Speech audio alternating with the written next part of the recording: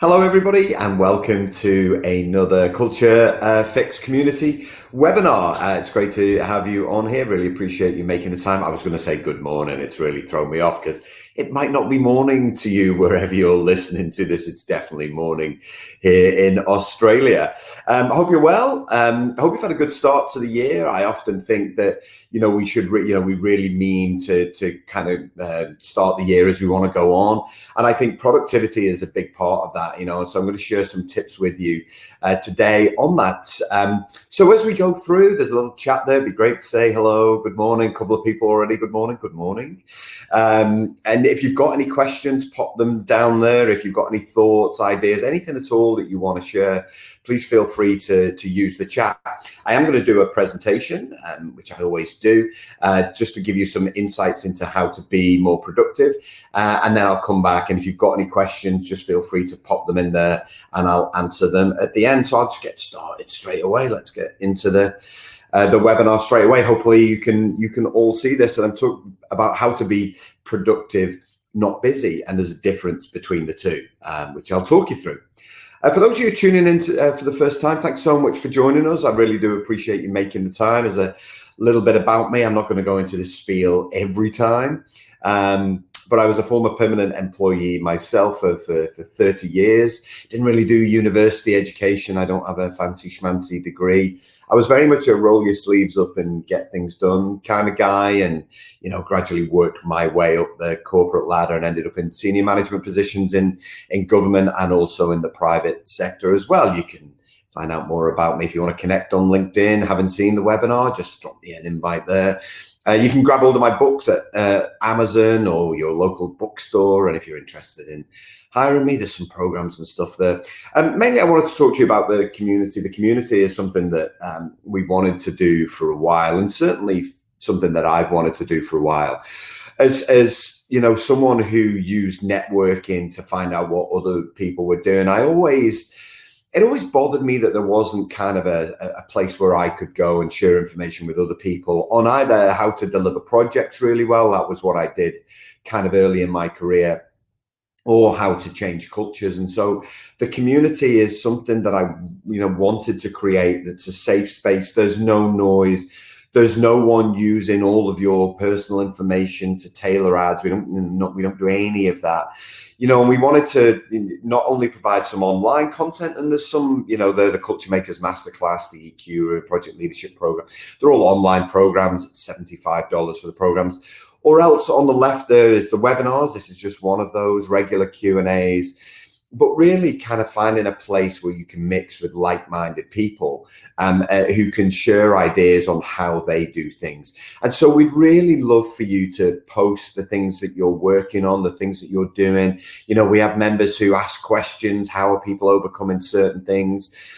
We'd love for you to pop on there, share something that's inspired you, and also, kind of ask questions of other people. And we also post some research and polls, and then I will do some recordings from conferences or events wherever I am in the world to share some insights from you. Does it feel like this at the minute? Does it feel like that this is what everybody's saying? Everyone is busy. Oh, I'm busy. I'm really busy. Every time I kind of meet up with my friends, usually one of them will say something like this. How are you, mate? Oh, I'm really busy. I'm like, it's not what I asked you. It's kind of become that default response that people have. Oh, I'm busy. I'm busy. I'm busy. Yeah, have you got a lot at the minute? I'm so busy. I'm so busy at the minute. And which is kind of all good, but being busy doesn't actually mean that you're productive.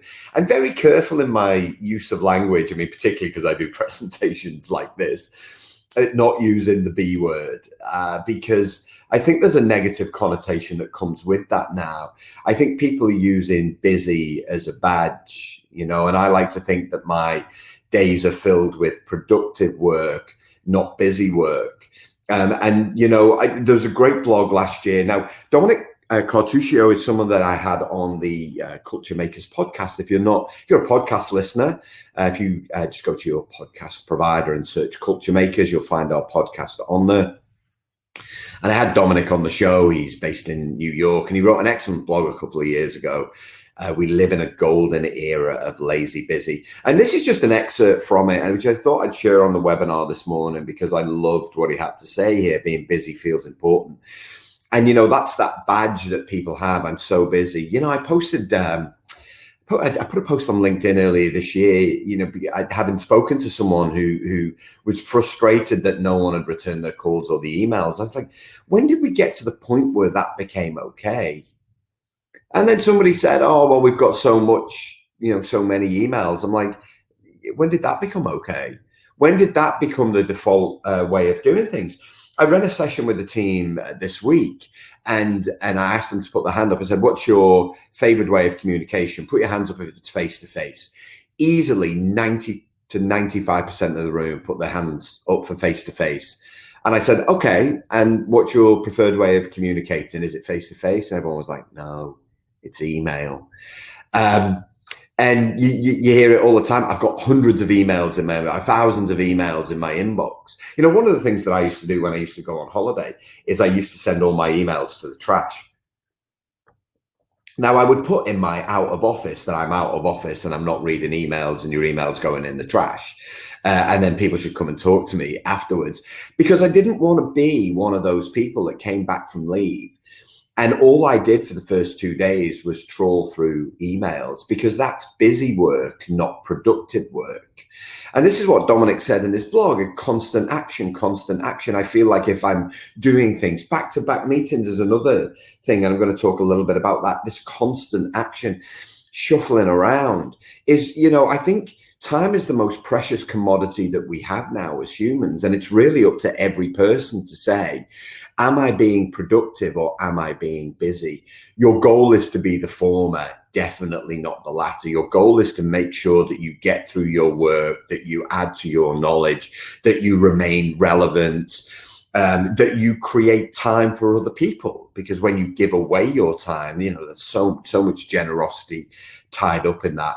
But that constant, I've always got something on, is lazy. It's you not making decisions. And as a world, you'd think we would have become more productive as a result of the technology tools that we have. And that's not the case.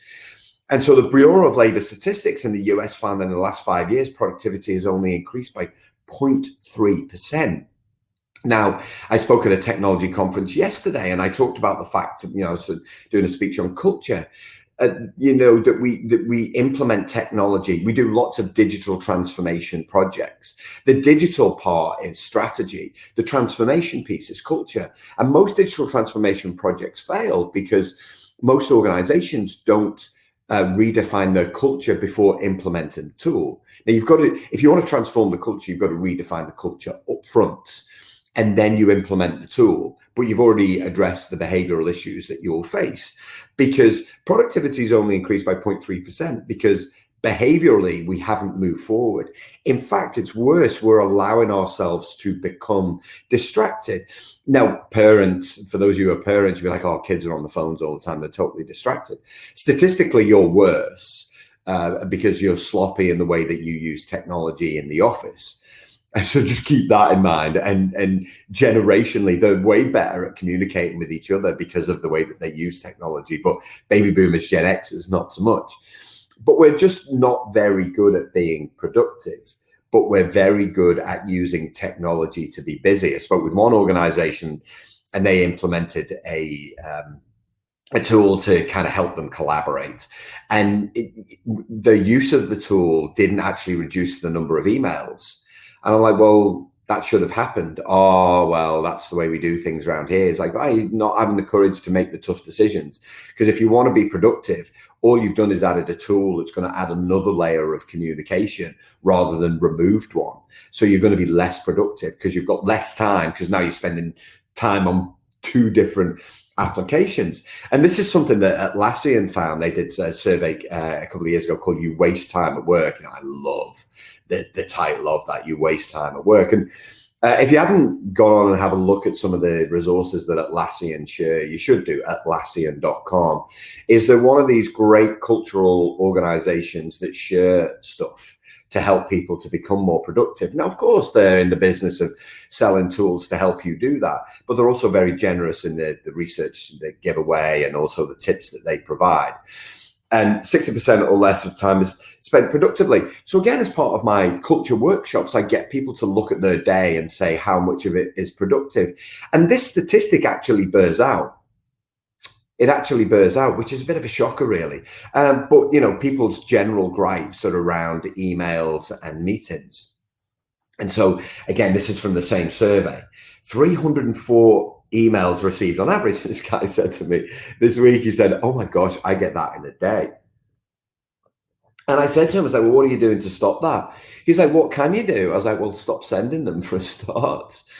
36 times they check them in an hour. And that's obviously you getting distracted by the notifications. And as soon as you get distracted by a notification, it takes 16 minutes to refocus on handling other work or, kind of breaking your flow.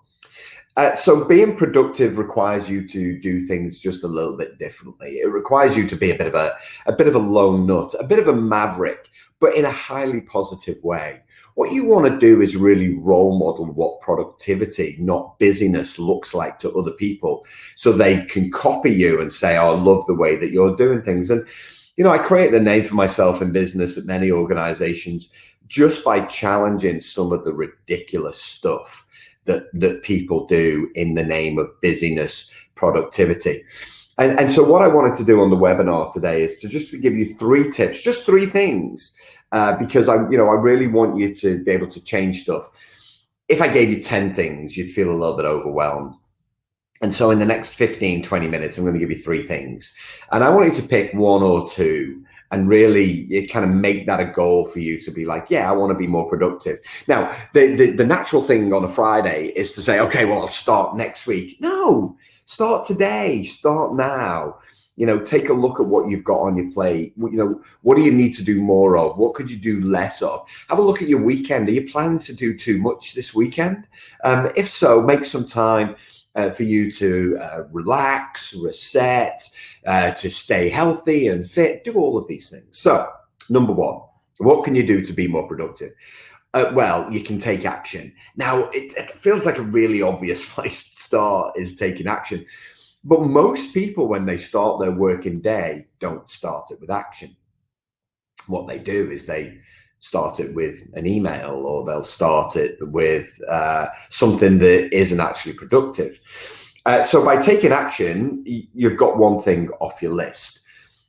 So the very obvious thing is to actually not look at your email. It's to not get distracted by something else. It's to pick something off the list of things that you have to do and actually do it. And actually doing something is something that 1 in 5 of the world aren't particularly good at. Now, the thing is with procrastination, so when I was doing research for my next book, which is out later this year, I found out a couple of things, right? So firstly, there's a procrastination conference, which just made me write a whole load of jokes. Like, what happens at a procrastination conference when you get distracted? Do people keep you honest and accountable? It's like, did you get distracted? So that was one thing that I found out. Secondly, there's a whole load of research around procrastination, which I didn't know. I found this stat 2 years ago, and I've actually now found all of the stats behind it. And it was originally 20. This particular statistic was 20% of the US population. The guy leading the research has since found out that it's literally 1 in 5 people in every country or every culture in the world is a procrastinator. So what I want you to do is ask yourself, is that you? Do you fluff around? Do you get bogged down in the detail, or do you do too much thinking? Or do you do just enough work to be able to take action and then make the decision to do it? And one of the things that most people are terrible at is making time for their job. Now, most people's jobs require communication. Most people's jobs require discussion. Some of that is email and some of that is meetings, but not all of it. And so one of the things that you need to be really good at is looking at your day, typically the night before, because that would be good. Because if you do it the night before, then what you've done is really cleared your head of any junk, cleared your head of any noise, anything that you could be worried about. What you don't want to be doing is going to bed and thinking, oh, I must remember to do. Oh, one of the things that I must do in the morning is. So if you can do your task list the night before, awesome. I think that's a great thing to do. Otherwise, keep a notebook by your bed. So if something does pop up, you can write it down. Then it's out of your head. It's in the notebook. You don't have to worry about it at sleep at night. And what you want to make sure is the only things on your task list for the next day are things that you actually have time for. Right? Again, it's another thing that feels like a ridiculous thing to say, but most people start the day with 6 things on their task list, and then they have back-to-back meetings every day, and consequently, they never get the work done. Well, of course you're not. You're planning to fail. So, there should really be a maximum of 3 to 5 things. And the first thing that you're going to do when you come in the morning, is just do one. Before you do anything else, just do one. Have a little flag on your desk, get a sign saying genius at work. Don't let anybody interrupt you or interrupt the flow that you have. It's just do one thing. So you've got this, satisfaction that you've taken action, one thing's off your list. Also, throughout the rest of your day, make sure you've got time to do the other things. So block time out of your calendar. So one of the things that me and my teams used to do, we would allow no same day meetings. So that was the thing that we just cancelled. We said no same day meetings because we've taken the time to plan our next day. Why would we then completely ruin our day by taking same day meetings? Now, every now and again, we had a crisis, in which case, obviously, we responded to the crisis, but we would have maybe 2 crises a year. There's always someone trying to make something a crisis to interrupt you taking action, and don't allow that to happen. Oh, I really need you to see you today. You've got to decide whether the thing that they need to talk to you about is more important than the action that you need to take. And again, it's all about courage. It's all about discipline. It's about you saying, oh, I understand that's important to you, but I need to get these 2 things finished today. If I get them finished, then I'll have time. Otherwise, let's make time tomorrow. Oh, but I've got to get this stuff today. Well, great that you have to. But is it more important than the work that you've got to do? And I've seen people miss deadlines because they're helping other people rather than have the discipline to get their stuff done. Now, I'm not suggesting for 1 minute that you're not a good team player. I'm not suggesting that you're selfish. What I am saying is that you've got to understand what are the most important things that you need to get done, and then you need to get them done. So the next thing is to stop checking your email. And it would be great if you could stop checking your email, because you check it all the time and there's really no need to check it all the time. Actually, stop checking your phone. Just generally stop checking your phone all the time. Remember, when you're in work, you're there to work. Most people forget that. They allow themselves to become distracted. And there have been far too many times where I've had to talk to people about the fact that having a phone is something that we need generally when we're not in the office, or else when somebody calls us. If you're checking your email on the phone, do you need a laptop? And now, of course, what I was doing was throwing some stones here and getting people to be more self-aware and think about their habits and behaviors, because fundamentally that's what it's about. But you really don't need to check your email the amount of times that you do. You really, really don't. Every notification that dings, I see people looking at it. There's now a condition called nomophobia. Nomophobia is the fear of being without your mobile phone. It's out of reach. And you see this all the time in meetings. You see it all the time at conferences. I was speaking at a conference yesterday, as I was saying earlier. People are on the phones all the time. I'm like, you paid a lot of money to be at this conference. Why is that there on your phone? Now, some of them, of course, are making notes. Some of them are taking pictures of slides, but some of them are also just doing their emails. So get out of the habit of checking your email. Also, stop checking your email when you leave the office. Now, if you're on call, you can't do that. So, but that's your job, to be on call. So part of that is to stay on top of the email. But when you leave the office, draw a line under your work and say, okay, I'm done with that now. And kind of leave it there and then pick it up the next morning. As soon as you send an email out of hours, or as soon as you answer an email out of hours that isn't urgent, what you're saying to everyone is, I'm always on, I'm always here. Now, for someone like me who works for themselves, I have to be really disciplined, because what I don't want to do is miss an opportunity. But I also don't want to send the message that I'm not practicing what I preach.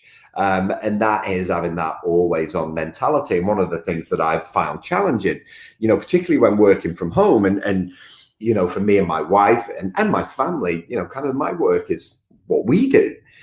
And, we're still getting better at not talking about work. It's something that we're always trying to kind of do and think about. And you should do the same, and I think when you're checking your email outside the office, what you're saying is, all right, well, I'm going to let that invade my personal space. Now, the French have got it right, which is, an Englishman, it's hard for me to say, but they do. But because they've introduced legislation that makes it against the law for organizations with more than 50 staff to send emails outside of working hours. Now, it's all part of their agreement when they start, and you can get fined. And those fines have already started, and it's a huge chunk of money. It's a lot of euros if you're found guilty of sending your staff emails and putting undue pressure on them and their time outside of working hours. It's a shame that organizations don't have the discipline and don't have the culture to be able to say, yeah, we're not going to do that, and that we have to resort to legislation, but at least they're taking the initiative. The great cultures in the world, they don't really do this. They don't send messages, emails outside of working hours. They just don't do this. And that you'll have been at your happiest when you're not overwhelmed with pointless email. Like, pointless email, so people copying people in just to cover their backsides. And that's mostly what copying in is.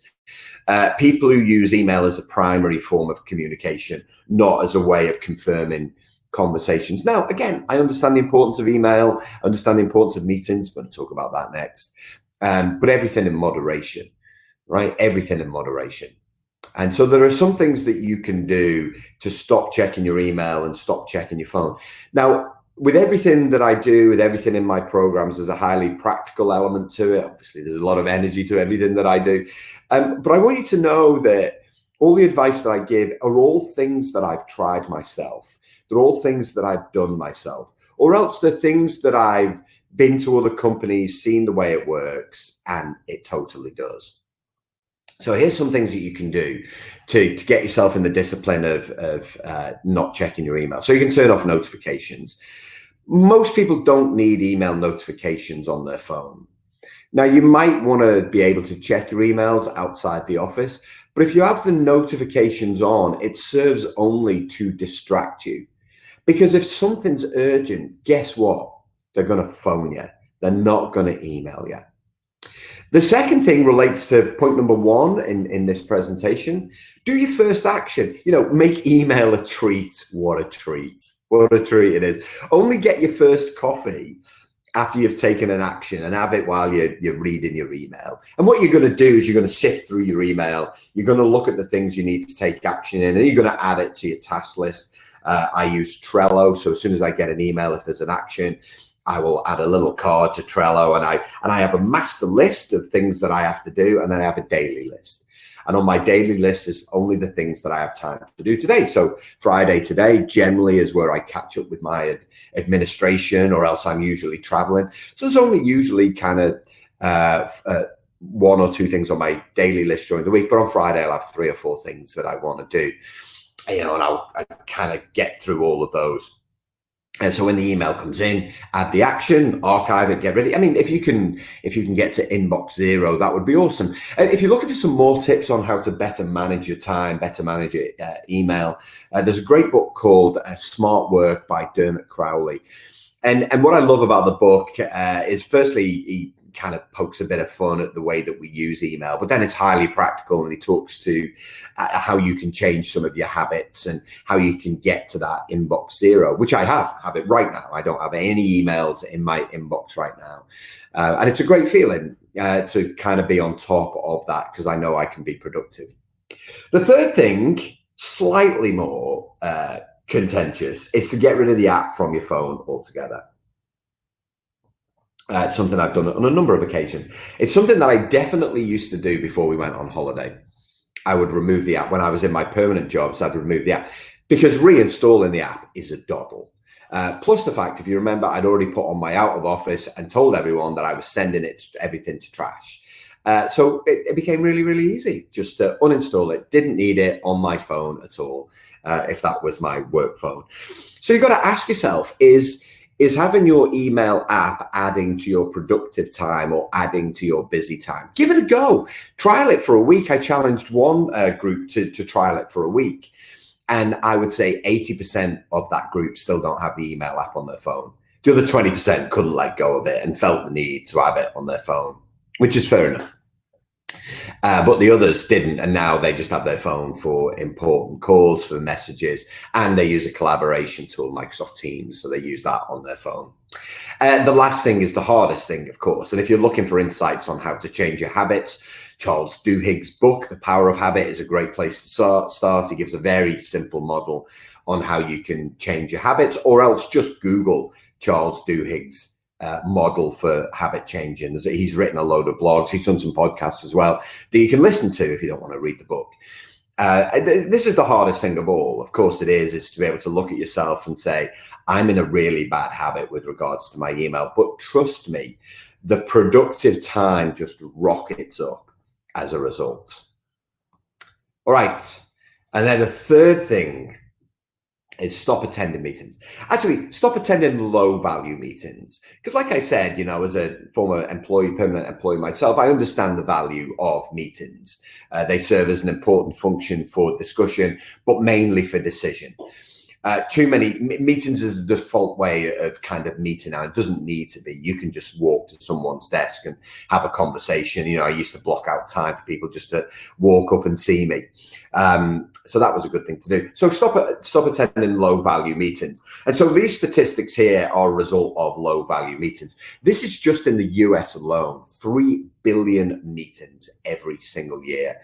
And $37 billion waste on unproductive meetings. So this is unproductive time, this $37 billion, although God knows how they calculated this. But $37 billion waste on unproductive meetings every year. Don't be that. Now, get to the end of the week, whenever it is that you're listening to this webinar, you think about the week just gone, or you think about last week. How many unproductive meetings did you go to? And one of the exercises I run when I'm doing my 2-day culture workshops is to get people to look at their calendar and count the unproductive meetings. The number continues to absolutely stagger me because organizations are so bad at meetings, and it's everybody's fault. It's everybody's fault. It's people's fault for staying when the meeting should finish, right? If the meeting says it's going to finish at kind of 1 o'clock, they should be leaving at 5 to 1 to get to their next meeting, or they should be leaving at 1 to 1 to say thank you. The hour's up. What we do is we allow people to steal our productive time by being slipshod with their meetings. And there are so many good disciplines you can get into. One of the the good ones is to master the 20-minute meeting. Now, meetings are 60 minutes and 30 minutes. Because that's the default setting in your calendar. So most people are lazy when it comes to actually setting meetings. They don't actually give any real thought to how much time do I need people in the room for? They don't think, can this be done in 20 minutes? They always say, 20 minutes isn't long enough. But then when I actually challenge them to say, okay, well, how much of that time is spent letting one person dominate a conversation rather than going around the room? Now, for those of you who are working more agile, we're doing these stand-up meetings. Now, I mean, we've always done stand-up meetings. I was doing them back in 1997.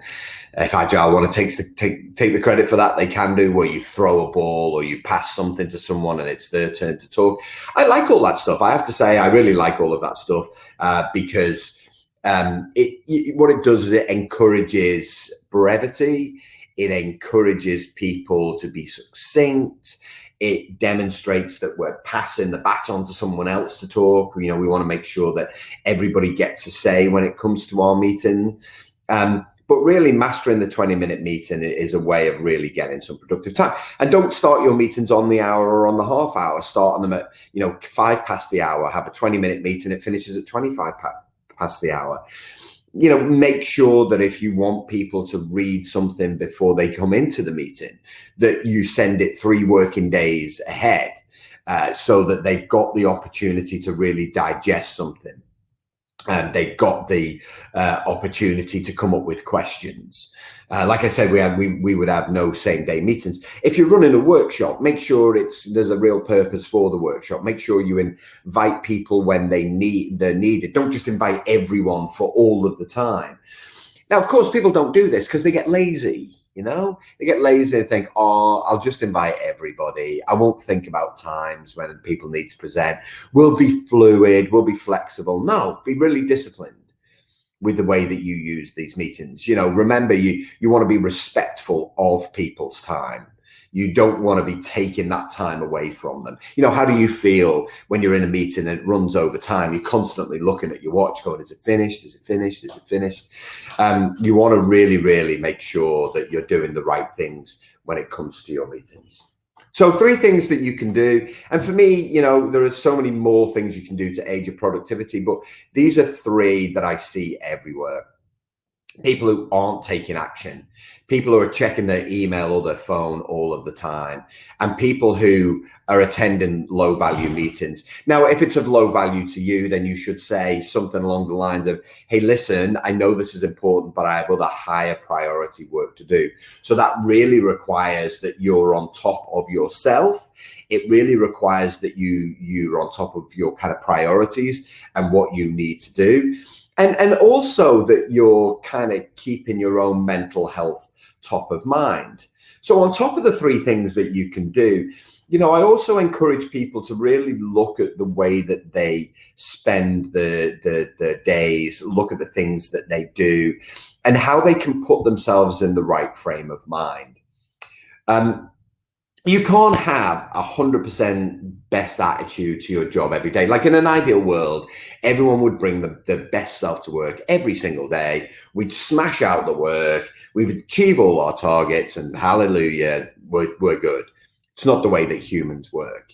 You're aiming for 4 full good days a week, 4 full. And you accept that from time to time, you're not going to be at your best. And when you're sick, you stay away from work. And when you need help, you ask for it. When you need some kind of mental health time, you're going to go for a walk. You're going to get some fresh air. You're going to take time away from your desk to eat. All of those good things to interact. But look at your daily routine. So here's some other tips. And again, these are all linked to you being productive. The first one around exercise. According to science, you're 15% more productive when you exercise before work. Now, of course, the busy thing to say is I'm too tired. The busy thing to say is, oh, with my commute, there's no way I could do it, rather than looking at ways to do it. Now, if you want to be able to throw yourself into your days, then you need to be fit and healthy. Most people don't need a coffee to wake up first thing in the morning. Coffee is a stimulant. If you've had enough sleep, you should already be stimulated. You may need one kind of mid-morning to kind of perk you up, You may need one at lunchtime to perk you up. After that, if you're having one after lunch, you're going to cause these peaks and crashes. But everybody's body's different. But have a juice. Have something healthy in the morning. Don't make coffee the first thing you have. Make coffee something that you have a treat mid-morning. Oh, and if you're going to drink coffee, I see these people, classic, oh, I love my coffee. And then I'll have a latte or cappuccino. I was like, that's mainly milk. And when you have a hot milk, your body gets ready for bed, right? It's like, oh, I really love my coffee. And it's like in a jug. I'm like, dude, you're never tasting the coffee there.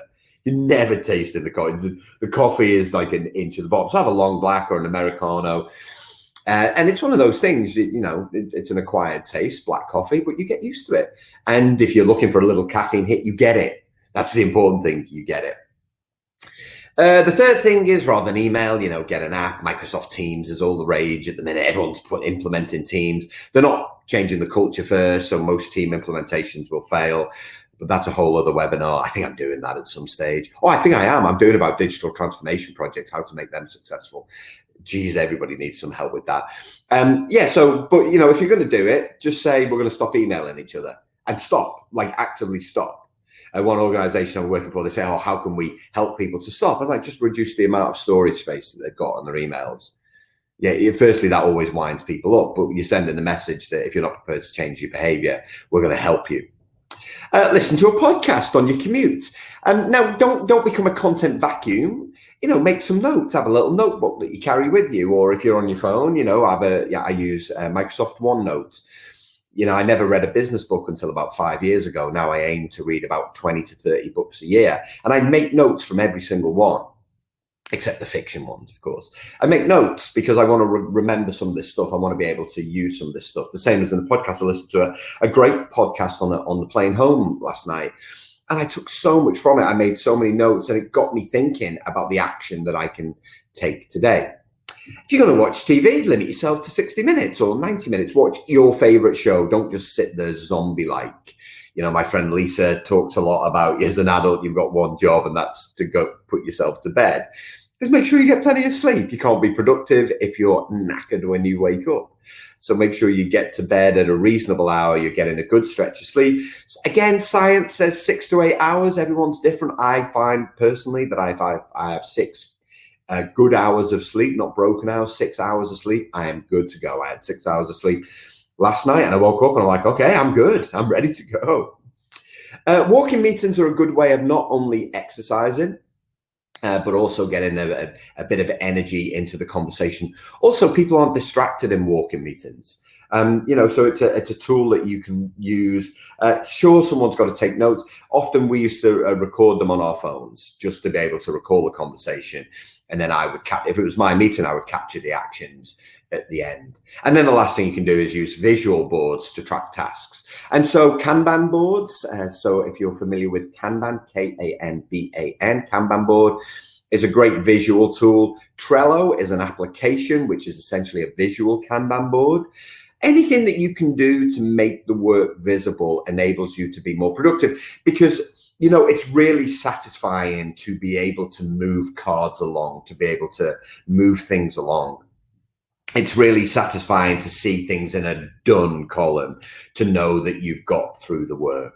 So these are all some things that you could do, you and your teams, to hack your own daily routine. You may have others to share. Please feel free, pop them in the chat there, and I can share them with the group, or else get on the community. Get on the community and share them. There are so many people out there, people from all over the world, who are looking for better, smarter ways to do things. If you're already a member of the community, please get on there and just post and share. There's nothing that's more generous of you than you to be able to share something that works for you, because you just don't know the impact that can have on other people's lives. And of course, I share more ideas on productivity and how to not be busy in the online programs as well. Oh, here's the Culture Makers podcast. Culture Makers podcast. So we're almost in double figures now. And this is where I get business leaders from around the world to share the things that make their cultures great. The next one coming up is with Kathy Coulson from Oracle. And we were listening back to it this week before we publish it. It's just brilliant. Here's an individual who's so productive, and the insights she shares are just absolutely fabulous. And so I was inspired listening to it again. And if you've got anybody that you work with who you'd like featured on the podcast, let us know. Just reach out on LinkedIn. Let us know. We're always looking to share people's stories. And the next webinar is after Easter on Friday, the 17th of April. And there it is, how to make your digital transformation project successful. Something that a lot of people need help with right now. So I'm going to give you a blueprint of how to do it well. Feel free to share the link to the community, to the webinar when we publish it. It's on the community already. Feel free with anybody. If you feel that it's a topic that other people need to hear, we'd love for you to share it on LinkedIn is a great platform, obviously, for sharing this kind of thing. Also on Twitter or on Facebook, wherever your social network is of choice. All right, I'm back. Great share from Keela here. There is a setting in Outlook that sets meetings up to finish 5 minutes earlier that they've started using. Fabulous, Keela. That's so awesome that you're doing that. Because I think for most people, they don't even realize that the setting is there. And so consequently, they just get into those bad habits. Yeah, so if anyone's got any questions, anything that they'd like to ask, feel free to share it in the chat there. Have a little look down here, asking questions. All right, so Keela, how can you stop interruptions from other people in an effective manner without coming across like you aren't a team player or aren't approachable?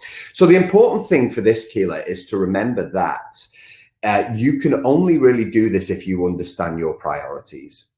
What you want to be able to say is that you've got higher priority work. So you want to be highly emotionally intelligent when you say this.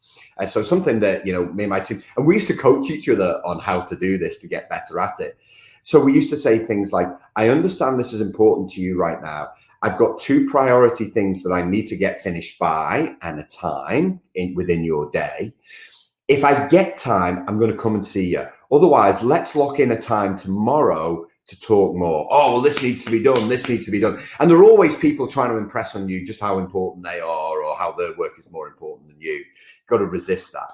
The only way you can do it is by kind of reiterating and saying, listen, I understand this is important to you, but as I've already said, I just need to get these 2 things finished and then I'm yours, then I'm good. If I don't have the time today, then it'll be tomorrow, right? So you're just setting that expectation and then just keep repeating it. You'll feel like a broken record, but just keep repeating it. I understand. Listen, I have to get back to this now. But as I've said, once I've finished these 2 things, but my boss, people then start throwing names out. Gary said, if you don't do that, I understand, but I just need to get these 2 things finished. Now, if what they're asking for is more important than your 2 things, then you might need a decision from someone else. You might need to say, hey, listen, I do have this thing to get done today. Let me just check in with Keela to make sure I'm good to do this, right? And you'll send them a text message. You'll go and see them. You won't send them an email, obviously, because you want to make sure that you're kind of providing the right thing for them. So that's the way that we would do it. You want to be highly emotionally intelligent, and you want to be absolutely clear on your priorities.